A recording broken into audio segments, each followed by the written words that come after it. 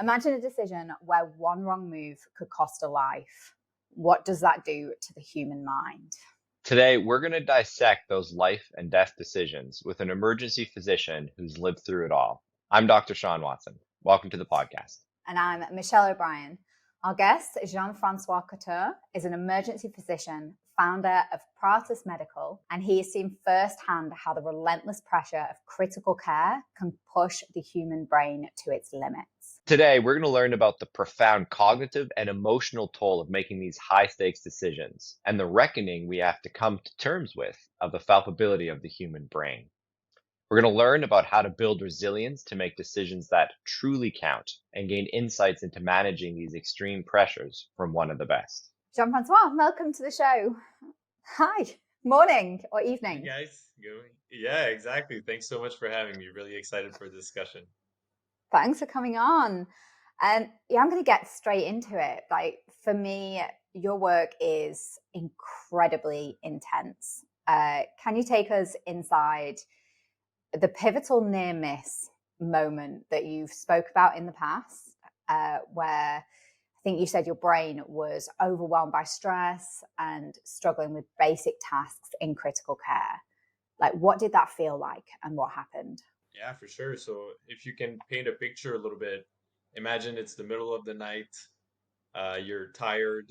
You've already made a lot of decisions on your busy shift. You're probably a few hours into it, and a parent brings in little child, a few weeks old, high fever, low blood pressure, difficulty breathing, really a situation where the kid looks really unwell, and a newborn, and basically the parents are crying, everybody's freaking out. Very stressful situation. Whatever time it is, even if you're tired and you feel overwhelmed, you have to address the situation and go straight into it. And obviously training kicks in. Fever, low blood pressure, doesn't look well. Most of the time will be some type of infection. And so we know what to do in these situations. The kid needs antibiotics as soon as possible. They need medications and fluids to get their blood pressure up. They need us to support their breathing if it's required. And so these things come on almost instinctively. But then where it becomes interesting is that if you go back 10 years ago, but still now for a lot of places on earth, even if we have access to technology, unfortunately in the healthcare system, this is not always available. And if you take that small child that might weigh 5 kilograms and you want to start a medication that's 0.01 micrograms per kilogram per minute, and then you need to put 5 milligrams in 100 milliliters of a solution, and then I ask you, what's the drip rate for that child, for that weight, for that amount of medication you want to give? And obviously, if you write it down on a piece of paper, it's all simple math, right? It's all just multiply and divide. But imagine, once again, it's the middle of the night, you're tired, everybody's freaking out. And this calculation is, what's going to probably make the difference between having the good dose or the wrong dose.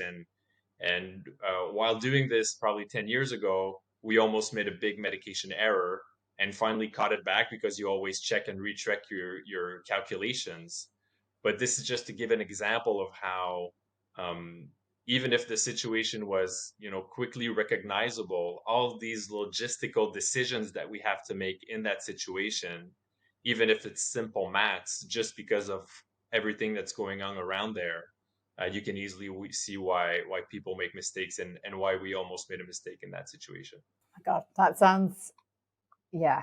I don't think personally I could cope with that environment. How did that specific near miss experience permanently alter your relationship with your own cognitive limits or the concept of perfection? When you finish your training as a physician and you work in the emergency department, even though you understand that you don't know anything, you feel like you're able to tackle on, or at least have a good understanding of most things. And you know that errors exist, but you think that you've trained a lot, you've practiced these things, you've done simulation. And then when this happens and you almost make one of these mistakes, it really takes you back, and you really realize how, wow, that was so close. We could have made like a tenfold drug dosing error just because we would have multiplied, like making an error by, doing a simple math equation. And so obviously it really, it hits hard. Like you want to do the best for your patients, and you think that you've trained enough, and then that this math problem could have caused this big of an error. It just doesn't make any sense, right? That being said, we're lucky enough to live in an era where people know about errors, and we've talked a lot about errors. So I think you can rapidly relate to other people that have made mistakes. But for sure, it really makes a clash from where you thought the difficult part in medicine is diagnosis, and I had the diagnosis right away, and then realizing that, oh no, I could have made a big mistake just because of the logistical decision making. And so that's yeah, for sure, a big point, or a big realization. Yeah, it's crazy for me, and obviously we spoke before, but that all that training, right? And you guys are absolute professionals, and yet like a logistic things they still rely on the doctor to do the calculation for, right? And I know we're going to get to the great things your company is doing to help this, but it must also be so frustrating to do all of that and then slip up on a calculation, and just the cognitive burden of those decisions, right? When Michelle and I screw up at work, you go to sleep, wake up the next morning, you feel you're totally fine, right? It doesn't really matter, but every decision that you make has such an impact. So the burden on the brain just must be immense. And I know a lot of studies have been done on decision making in the medical community and error rates and all of these different questions. When in the context of decision fatigue, what we're fascinated in is that math problem, though. No matter, even if you have decision fatigue, like you still need to do those calculations, right? Your gut instinct on diagnosis is going to be right. You're going to default probably from all your great training to the right diagnosis, but your brain still has to do these calculations, which is so interesting to me. It's just yeah, I can sense the frustrations from physicians as well, it seems, to screw up on math when you do everything else right.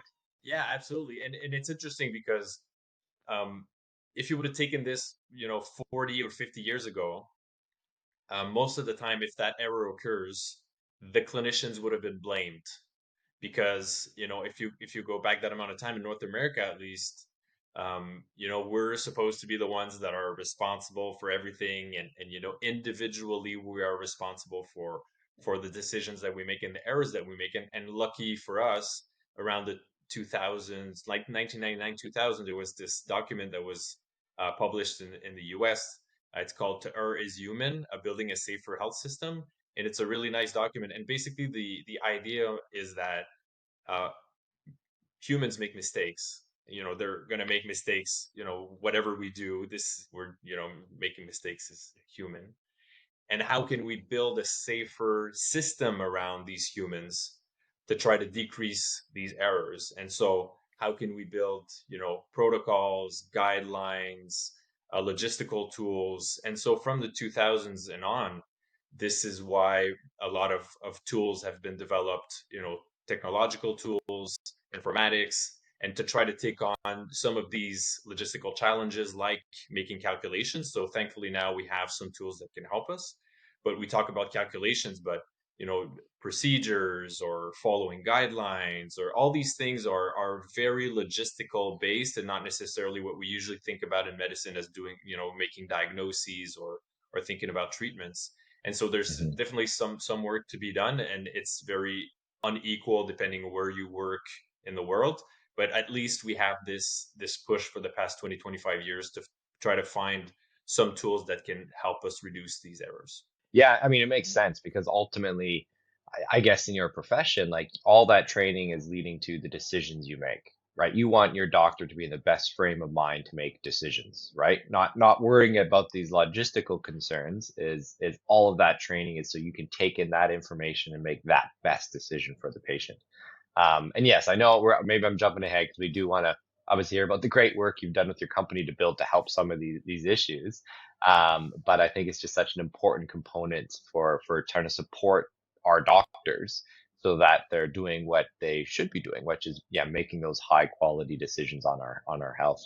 I'd like to understand a little bit more about the cognitive overload. And I'll be really honest, I'm a huge Grey's Anatomy fan. I have lost about probably about 10, no, must be more, about 20 days of my life now watching Grey's Anatomy, and I'm not even sorry about it. But even that, I feel like, I know obviously it's dramatized, but I think it does kind of give you like a window into what it is like working in a hospital and working in an A&E and the pressures that they face. Is that real? Is that true to life? I know obviously not every day is like an episode of Grey's Anatomy, but could you just tell me a little bit about what that cognitive overload is and the types of decisions that you're making throughout the day? And is everybody that good looking in the emergency department? Obviously, yes. Don't ruin it for me, Shawn. That's an easy one. No, it's really interesting, and I can only speak specifically to the emergency department. I mean, I've done rotations and seen other departments, but what's really particular about the emergency department is there's very often this kind of time sensitive or time pressure related to decision making, and you can feel this, but you can actually feel that in two kind of different flavors. So the first one is, to go to Grey's Anatomy or House, for example, you'll have this case, the patient's not doing super well, but you have a bit of time. So you're wondering what's going on, asking tests, what should I do next? And the good part of this situation is you have a bit of time, so you can go to your resources, ask a colleague.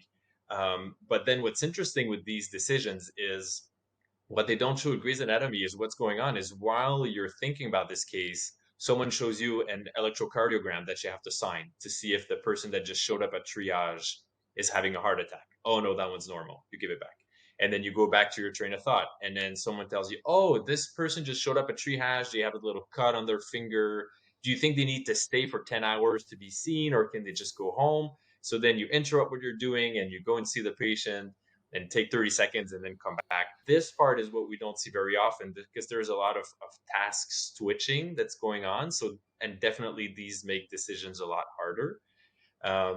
But then, and then the other part of decision making in emergency department is certainly when we have these patients that come in that are really sick, sometimes on the brink of death, and where really you need to make some decisions with a lot of time pressure where this particular decision could mean if the patient's going to live or die if you don't find what's going on or treat the proper syndrome. And so that one obviously has a lot more significance, and things can really go wrong. But so I think those are kind of two different tracks that you probably don't see as much in Grey's Anatomy, that one, although you do see it a few times. But the first one we do really live it day to day for sure. Yeah, I think it's like, we've spoken a lot on this podcast about like the volume and the intensity of decisions contributing to a condition called decision fatigue. But that decision switching is really interesting, that because you're having to jump from one completely different case to another, completely different patient with different stats, age, history. And so you're not, your decisions aren't linear, and it's taking attention and cognitive energy, I suppose, to be switching in those tasks. Shawn, is there any literature or science around that? I can't remember seeing any. Yeah, I know about the task switching and decision fatigue. I haven't read anything, and it is fascinating because I wonder what the cognitive impact is of that, rather than just sitting down and working on a single task for a long period of time. To have to make those quick switches is really interesting, and probably something that's unique to ER physicians, because I don't know another career off the top of my head where you're constantly interrupted with life and death decisions while also trying to manage it. Um, yeah, I guess a question back to you, Jean-Francois, is do you recognize when your brain may be suffering from decision fatigue? Like, is there a point on your shifts that you're like, you know what, I need to be extra careful because I'm cognizant that my cognitive capacities have become more limited? Like, is it something that you can detect yourself, and what do you do to to try to mitigate those effects? Oh, for sure. And where I work, our shifts at 8 hours, and there's certainly some studies about shortening those to 6 to 7 hours. Some places still do like 10 to 12 hour shifts, what I think are torture.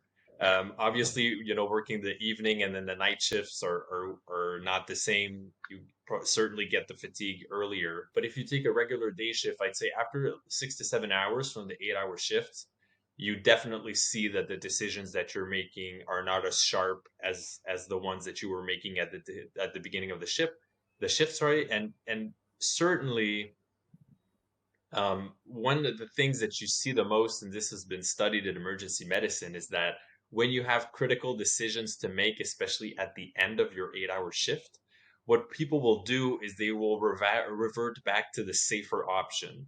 So let's say, for example, there's a patient that I'm not sure if I should let them go home. When it's the beginning of my shift, I'm able to say, oh, you know what? They'll be fine. If there's anything, they'll come back. I'll give them return precautions and everything. And when you're at the end of the shift, you're much more likely to say, you know what, I'm not sure. Let's just keep him around for another 8 hours.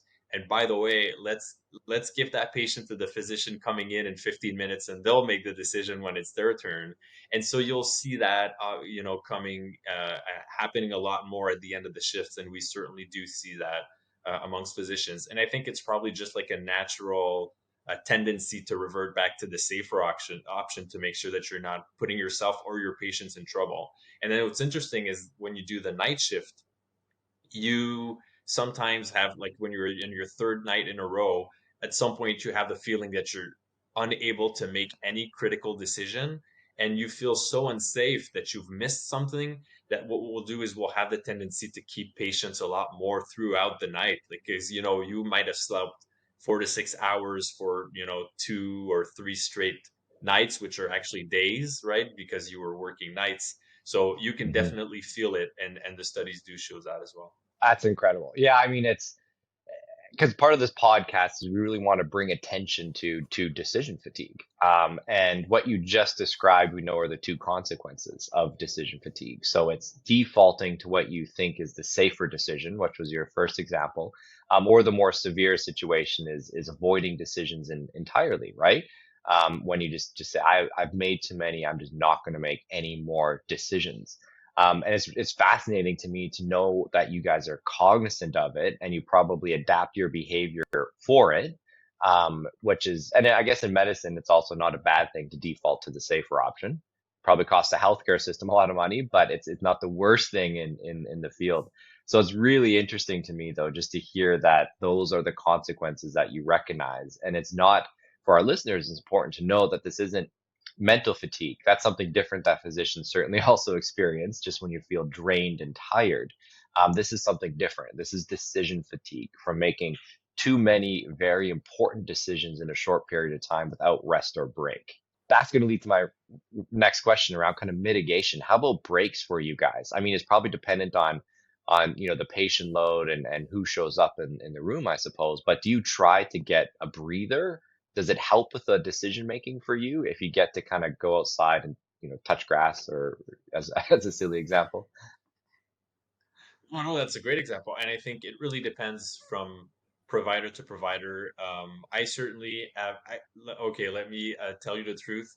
At the beginning of my career, I did not take any breaks. I barely went to the bathroom. I tried to, do as much as I could through the whole shift, and do as much as you can. And then at some point, well, you're younger, so you can take some more. But at some point, when you get more experience, not to say older, you realize that it helps to take these little breaks, to take time like 15 minutes to eat at the middle of your shift. You obviously won't take like an hour for lunch, but just and walking around, taking some fresh air, for sure. Personally, I've noticed the difference totally, and I think more and more people are noticing this, and trying to take on these behaviors to help them to last until the end of the shift, for sure. I'd really like to understand a little bit more about like the emotional impact of this cognitive load as well, because the decisions that you're making are life and death, and they don't always go the way that you want. That I think it's kind of understanding the overload that you're facing and the emotional impact of that? Just to add on to that, 'cause it's a great question, Michelle. Because yours is one of the few careers where those decisions, you see the consequence of your decisions immediately, right? Versus other, or they tend to be seen immediately. Versus other, careers, you make a decision and the results may not be known for weeks or months or years potentially. And we know there's studies too for like in sport. So they suffer decision fatigue quite rapidly because they see the consequences of their decision quite quickly. So one, obviously life and death decisions, so highly emotional, and two is you see those consequences right away. There are two parts to this answer. So number one, it's true that you do see some of the result of the decision, some of the decisions that you make right away, and these can be really tough, um, especially when you're in the middle of it and you might have missed something. So obviously emotionally really hard, and that's one of the reasons why for all these very, very critical things, medicine in general, or should I say like critical care, has come up with this way of tackling things where we will treat things by syndrome or by clinical presentation rather than treating things by diagnosis. So if I can give you an example, the baby I was talking about at the beginning of the podcast, fever and low blood pressure is an infection with like septic shock until proven otherwise. And so even if you don't know where the infection is coming from, even you don't know like what bacteria is it exactly, we'll give these antibiotics. This is what we need to do. This is how you approach this syndrome. There is a differential diagnosis to this. It could be a heart problem, it could be a genetic problem. This is what you need to check. So we found ways for these critical presentations to approach them in a very algorithmic almost fashion, so that it helps us to try to decrease this burden of decision. So there's, Mhm. this is, I have A, I will do B, and things can go wrong. And obviously, patients don't read textbooks. So, sometimes they'll have something and gear you in another direction. But these certainly help, and we get trained a lot with those, and we get trained so much that some of them even become habit, just because we see them so often. So people like low blood pressures and infections, that kind of stuff we see so often that at some point it becomes almost second nature. The ones that I find the harder and the hard the hardest for sure is, sometimes you'll see a patient, they'll be relatively stable, you know something's going on but you're not sure, and then you do what you think is okay, and then when you come on to your shift the next day, someone tells you, hey, you remember that patient from yesterday? Oof. And then the air just gets blown out of you right away, and oh, by the way, this is what they had, this is what happened, and you didn't think about it, or it wasn't on your differential diagnosis. And sometimes, to be honest, it could be like a total curveball. We've seen people show up with ankle pain that finally had like a heart attack. I mean, it's sometimes it's just impossible to predict, but still, those are for sure the most difficult ones, and emotionally, really the hardest ones for sure, because you'll think about these cases for days after they happen. And then what's really interesting is once these happen, you get what we call recall bias, and so because you've had a patient presented with ankle pain that ended up having a heart attack, every other patient for the next few weeks that you see coming in with ankle pain, you'll want to make sure they don't want to have a heart attack because of what just happened. And I give you a silly example, but the point is, when these occur and when you have that kind of miss, it will really affect you emotionally, but it's also been shown that it affects the way you practice and the way that you make decisions for the coming weeks and months. You're in a profession where like perfection and is expected, like you're expected to have the answer. Is there like an internal shame or emotional resistance to admitting when you're overloaded or when you're suffering from decision fatigue or cognitive overload? Is there kind of a shame in there? Are you expected to be superhuman and just keep going and have all the right answers all the time? Yeah, I think for sure, personally, when I started my career, that's how I felt. that I needed to, be able to see more patients and work harder. And it is somewhat cultural. I would tell you from where I am in North America, I think it's getting better. I have the feeling that we're heading in the right direction. There are now regulations for the length of shifts, especially when you're training. And, people are expected to be human rather than expected to be machines, but there will still be this natural pressure. And obviously most people that go into this field of work are high achievers and want to be the best they can be, so people will put a lot of pressure on themselves to have this kind of attitude. So we do see that for sure. Wicked. Yeah. Can we make the switch to Wait. the company? Because I'd love to talk about Yeah, that. Yeah. you've been itching to talk about this since we got on. I can tell, and I'm like, no, I really want to understand like what's going on in like on the floor and the cognitive and like the emotional. And you're like, let's get to the cool business stuff. Yes. No, Okay, it is. It is Shawn, cool. you can ask your business questions now. I'm going to keep all of this in, by the way. Oh, okay, good, good. I Go do want to on. talk about it. Yeah, because you've taken a huge step, which is from a career in A&E to an entrepreneur, right? Which is its own bag of stresses and fears and probably way more pressure from the wife.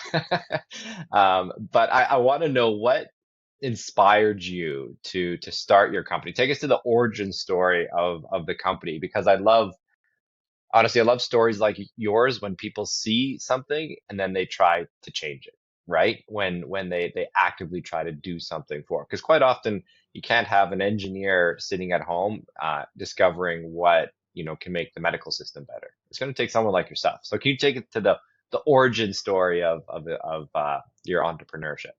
Yeah, for sure. And actually, the case that I told you about, that little baby, was the origin story for what we're working on. And that's, fairly close to what happened in reality. And after that, my co-founder Frédéric Lemaire and I and I have to give him most of the credit. He's the product guy. He thinks about all the ways that we can create tools to help clinicians. But we really set out and we got out with a team. We have over 20 healthcare professionals now in our team, and the goal was really that we thought this case that happened with that little 2-3 week old baby, this happens every day everywhere in the world. And coming back to, we know that humans make mistakes, and the only way to help humans who will always make mistakes is to find systems, or logistical tools or guidelines or protocols, or any way that we can help them to reduce this mistake. So going back to first principle thinking, if we break down emergency medicine, what are the parts that we need to help clinicians with, and how can we help them to not make the mistake that we almost made with that little baby? And so that's when we started working on this project. And basically, the goal is to help clinicians be ready for anything, which is, by the way, the Paratus is Latin for prepared or ready, which is the name of the company. And the point is really to build a tool that can help clinicians in any emergency medical situation in terms of logistics. And when you break it down, as I told you before, when you do resuscitation or critical care, we break things down into syndromes and clinical presentations. And so this is finite information. It's not infinite the way that we can treat these patients. So there's a way to break these things down into blocks and to help people are really in these different blocks. And this is what we set out to do. So just to maybe for our listeners, real simply, so that baby, that was the origin story. How would this help that situation? Like just real practically, what would have been different if you had the system at that point in time? Yeah, for sure. And so that baby, for example, the things that need to be done, you need to get access into the veins, right? You need to put a catheter to be able to give medications, give fluids, take some blood tests. So that's one of these things. If that doesn't work, Then sometimes there are other procedures or other ways that we can put catheters in. And these are procedures, and there are ways to do these procedures. And we know how to do them, but on that small of babies, we don't do them very often. So sometimes you'll need to be reminded of how to do this. And it needs to be in a way that you can consume this information while you're stressed. It's 4 in the morning and you don't want to run around to find where that information is. And then the next step is you need to give antibiotics, but antibiotics need to be dosed based on the patient's weight. So there's mathematics that go in there. And then once you've given that medication, there's another medication that needs to be given. And then if you need sometimes to take care of the breathing, then there is equipment that needs to be measured based on the patient's weight as well. So once again, mathematics and formula that you just need to, need it to remember, but it's just easy calculations. So everything that I've told you is really logistical steps of either procedures that you need to do in a certain order, things that you need to calculate, or formulas that you need to remember. So why not have all of this information in the single tool that you can use at the bedside? And this is exactly what we're trying to build right now. And we're lucky enough in 2025 to have the technology that's able to do this. And the point is that right now we're kind of stuck with the phone or tablet kind of format, but you can imagine as language models get better, speech to text gets better, and then augmented reality gets better, at some point not too far in the future you'd be able to have your kind of assistant emergency medical response kind of tool that can help you and guide you through all these steps that are really basically just logistical or kind of guidelines or protocols and procedures. So cool. Yeah, like that assisted medical emergency doctor that can pop up and talk to you. Which Michelle, by the way, is in Star Trek as well. This is how many episodes now that Star Trek has come up? I feel like it's like a long running thing. It's like, how can Shawn shoehorn Star Trek into every episode? It's like, I'm going to have And to it's start funny watching because, him. in Star Trek, obviously they have way more advanced technology. The advantage that we have is that once again in resuscitation, because we look at things with a very kind of syndromic or clinical presentation view, and we have these defined, protocols or procedures. If you try to create a tool that would help you with differential diagnosis, for example, like someone shows up with a rash, a fever, and they've been traveling, then you need to think about like these 25 things. Here are the tests that you need to do. And that Mm. gets really complicated and not infinite, but there are way more options in how many clinical presentations can you put together. And so we've decided let's leave that to the bigger people, people that want really to tackle on and that bigger problem. But we're really concentrating on that really logistical part of the resuscitation. What's fascinating. So my husband's sick at the moment, and I'm not going to say what with, but he last week he went to the doctor, this is a GP, and was like, I'm not feeling well. I've got aches, I've got nerve pain, I've got and the doctor was like, this is like classic Singapore. So they thought he had a kidney infection. So they were like, here, pee on a stick. Okay, there's nothing in the blood, you're fine. And my husband had rhabdo a few years back, so he's always like really worried that he's going to get rhabdo again. But they were like, no, your pee's fine. Classic Singapore. They were like, okay, let's send you for an X-ray and an MRI. Which Singapore love to do this, and I was just like, no, it's viral, and nothing came back from those things, and he just still kept feeling really rough. And then Friday's like, right, chat GPT, and gets in there and like really has this deep conversation with chat GPT, and it came out and it nailed it.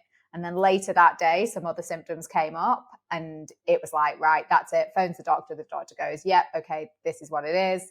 And it was amazing that like the doctors didn't catch it a few days earlier.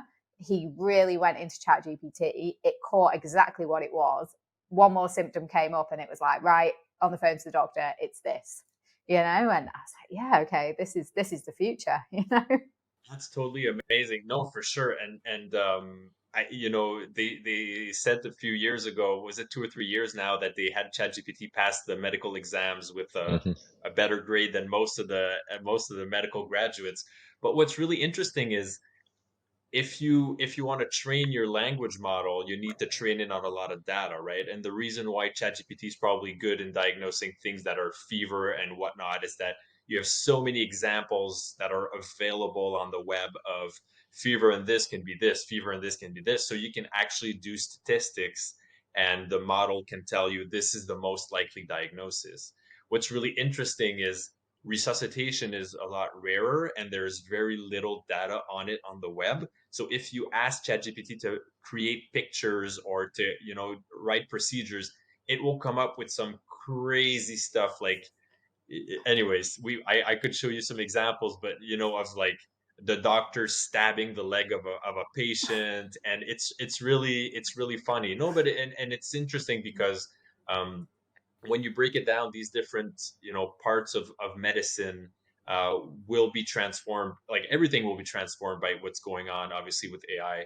But I think they'll all be transformed in probably of a different fashion. But for sure, your example, Michelle, was really good, and ChatGPT Yeah. is certainly good with that kind of stuff. Yeah, I think Wait, simple diagnosis. I think for sure. I think, yeah, but yeah, getting it to help you resuscitate someone, probably not. yeah, it makes me think of what I've heard about pilots. So like they're paid way too much for your average flight, but then way too little for when something goes wrong. Right? And it's kind of the same thing maybe for, physicians. A lot of your, cases are probably quite simple, but you're right. Once something is more complex, then you need that education, that wisdom from past experience to pull through. But with your company, at least you can hopefully offload those logistics. Because I mean, to bring it back to decision fatigue, it happens just from the sheer quantity of decisions. So the more decisions you can pass off successfully to a protocol, a machine, an apparatus, or whatever, then it leaves more quality decisions for you as a physician to spend them where you should be spending them, right? To do those complex analysis of all the variables coming in and everything you're trained for. So I think it's great if the more we can offload mundane decisions from physicians, the more we can give you space to make those high quality ones. 100%. And that is exactly our thesis and what we want to build. Because why would you want to have someone who's trying to figure out what the patient is dying from take some like part of their cognitive function and multiply or divide, and not like it just doesn't make any sense. Like you need to Mhm. figure out what's going on, spend, ask questions, spend time with the family, pick up that little subtle thing that really makes the difference and that helps you clinch the diagnosis or what's coming next. And exactly like you said, Shawn, let's just take everything that we can offload from our memory or cognitive function and just give it to technology, and for us to really be the center of this, and be able to see exactly what's going on. And just to conclude on that point, I'm biased. I don't think physicians will be replaced by technology. We might be at some point, hopefully not, but I don't think it's coming up soon. And the big difference for that is there's so much. I'd like to believe that there is still a lot of human stuff happening in an interaction with the patient. There are so many subtle cues that you can pick up from when you have an interaction with a patient. There's just all these kind of weird questions that with experience you end up asking and finally figure out. And a good example that we sometimes give is this patient comes up and they're, I'm sorry, they have vomiting and diarrhea, right? And they're having like pain in their belly, and if you ask ChatGPT, it's going to tell you gastroenteritis. I mean, obviously. But then that patient looks really pale and is kind of sweating, and they're kind of clutching their chest at the same time, and ends up having a heart attack. And it's just by picking up on the paleness and the kind of the sweating and the way they're clutching their chest that you pick up on these cues, visual cues that you've seen before. But the patient never said they had chest pain. They said belly pain and they had diarrhea. So they were convinced they had gastroenteritis. If you had asked ChatGPT, it would have told you gastroenteritis. But then by having these visual cues. So I still think that in a little fraction of the patients, humans are still useful for now. We'll see what happens in the next years. Yeah.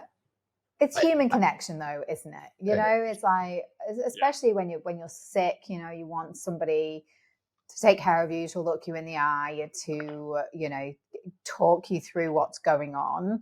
You need that. It's not a simple, okay, if it's something that you can ask ChatGPT and have medicine delivered to your door, and it's a fever or a cold or a flu or whatever, then great. But if you're really unwell, you want to be taken care of.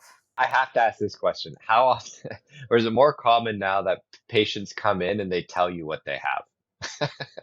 Like, does that Oh, happen for more sure. with ChatGPT? Okay. They're more often closer to the truth now. So before they used to do it Okay. with Google, but then they would all have cancer, like 100% of the time.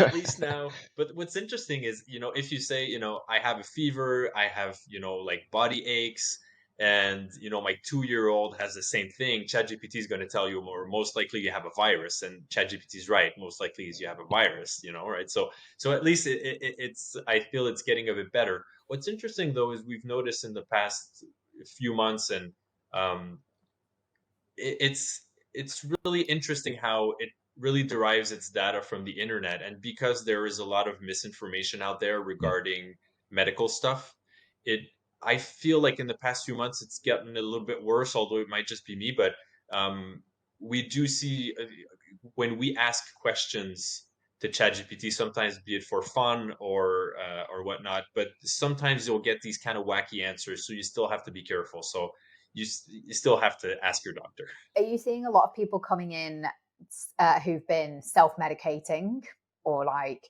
taking a dangerous amount of supplements, asking for a friend?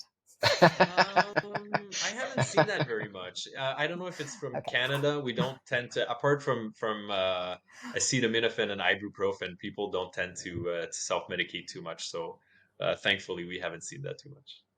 Okay, that's good. So I can take more Asking then. for a friend. I haven't reached the threshold yet.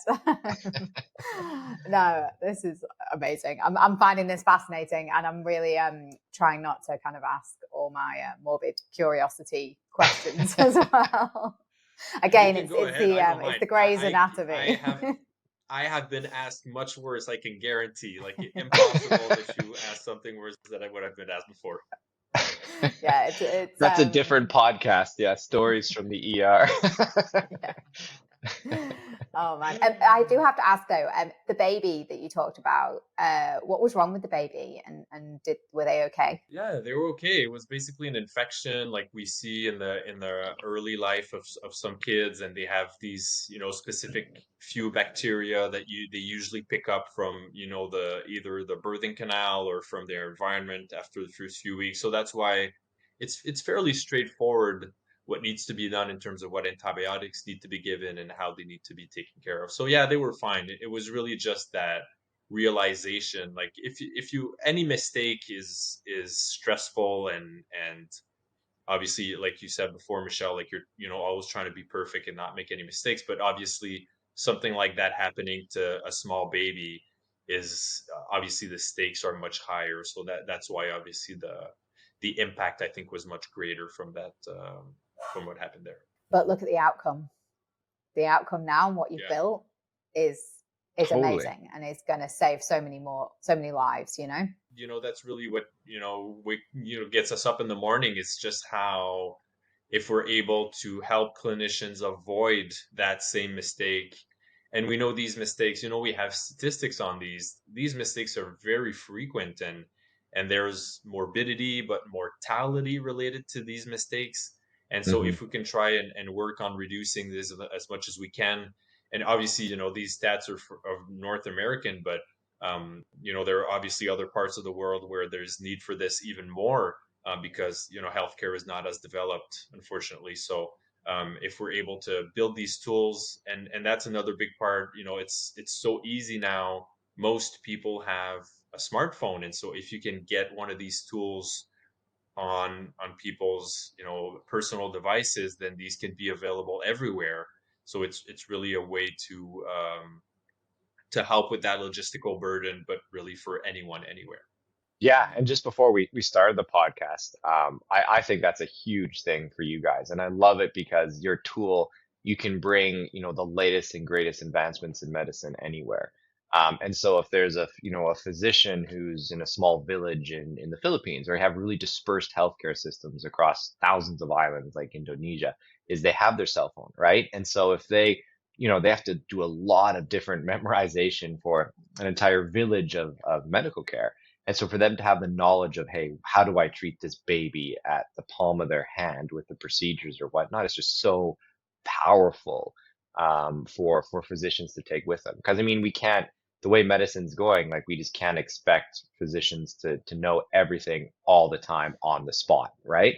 And so to have a trusted source of information just to pull up is, yeah, that has to be the future. And I think big opportunities, especially in those developing countries where healthcare is still up and coming, and you may only see a doctor every couple of months when they come to your village if you're lucky.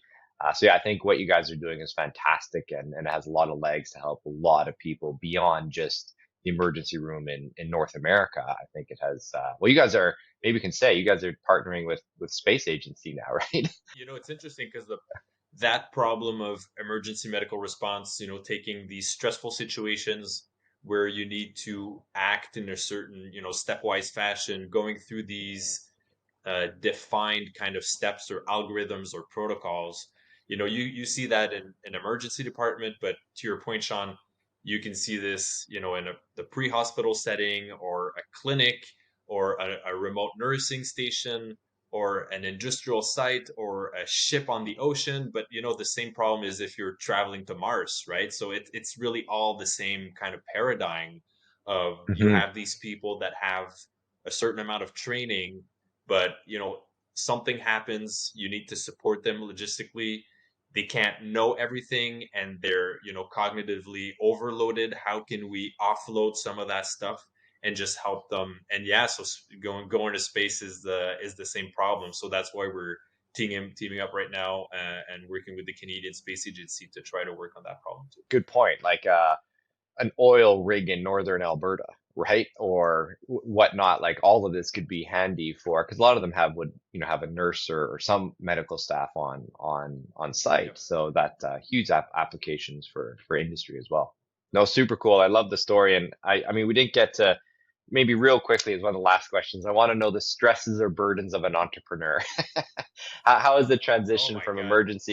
medicine going to entrepreneurship? How's the difference? Is there any lessons you've learned to share with our listeners? Yeah, it's so funny, Sean, because emergency medicine, depending on where you work, but most of the time, you'll see somebody with belly pain, they have appendicitis, and then you see somebody with chest pain and they had a heart attack, but they're stable. So most of your day is like a 3, 4, 5 out of 10. And then a few times during your shift, you'll have this, patient coming in, they were hit by a car, and then you take care of them for 45 minutes. So it's like 10 out of 10. And then stress comes back down, and then you'll have this other super stressful cases. So you'll have this kind of baseline stress level with these very high peaks.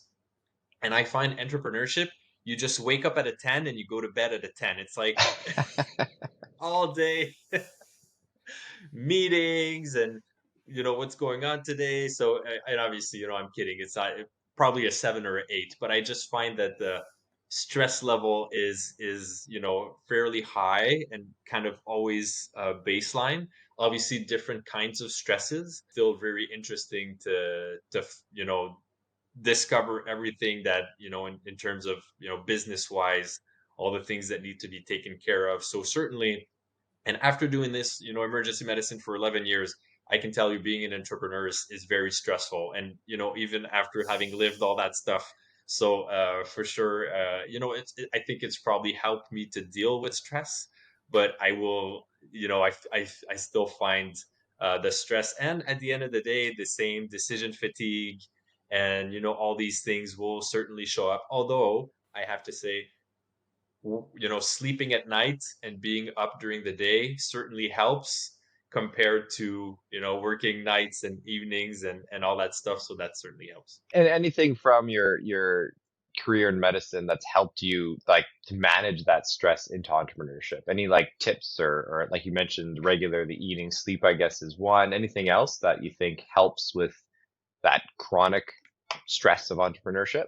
Yeah, so hygiene I think is so important. Like, proper sleep, eating, working out, and eating well. I tried, not to drink any alcohol after like 1 p.m. because I find that it messes up my sleep. So I think that's really the basics for sure, really important. And after that, I found, and it's interesting because at the beginning of my career, I don't know if I didn't feel it as much or didn't find it as important, but as I went in a bit further into my career, all these the box breathing when you live these very stressful moments. So how do you get prepared? Because often in the emergency department, the paramedics will call us. We have a 4-year-old coming in and they're actively seizing, and so then you have to gather the team and everything, but you have to gather yourself, right? So how can I personally get ready? So getting all these kind of tactics and strategies of the box breathing and the mindset, and when you're at the point of doing a very critical intervention, what do you say to yourself not to mess up and all that kind of stuff. So for sure, I think that's translated a lot. Obviously the stresses are much different, but when you're about to go in a stressful meeting or taking a big decision, I think just having practice and having found strategies that work for me to control like these peaks of stress certainly helps for the decision making and for the entrepreneurial side. Cool. Well, we'll definitely share a link to your company and what you're up to. I think people, I mean, even if it's not your industry at all, should have a look because this is a really cool way to see where the future of medicine is going. I think. But really appreciate the time and the insights. It's a fascinating discussion, a career that, I mean, like Michelle, I could never do. From your origin story, I get anxiety just thinking about it. Really appreciate the time, Jean-Francois. Really great insights and very excited for what you're doing with the new company. Yeah, I Thanks you think I'm guys going so to much. stick. I had a lot of fun. Thanks so much for the invitation. No, thank you for coming on. I'm definitely going to stick to watching on Grey's Anatomy. I also am a big fan of House as well, that you mentioned earlier, rather than getting stuck in. But yeah, no, it's been fascinating conversation. And yeah, sometimes I think our decision overload and cognitive overload is tough. I can't even kind of imagine being in the ER. So yeah, just incredible work. And both in the ER and then also with the platform that you've built. It's amazing. And I love your message that doctors are humans. I think for too long it was not the case, right? And so it's good to know there's this paradigm shift happening that people are recognizing that you have all the fallibilities of a human, and we need to make sure that we take the system take care of you to make sure that you're being all that you can be in the hospital. So it's good to hear though that it is shifting and there's more support for physicians, which is wonderful. To everyone listening, please check out all of the work that Jean-Francois does. It's incredible. And make every decision count. And we'll see you next week.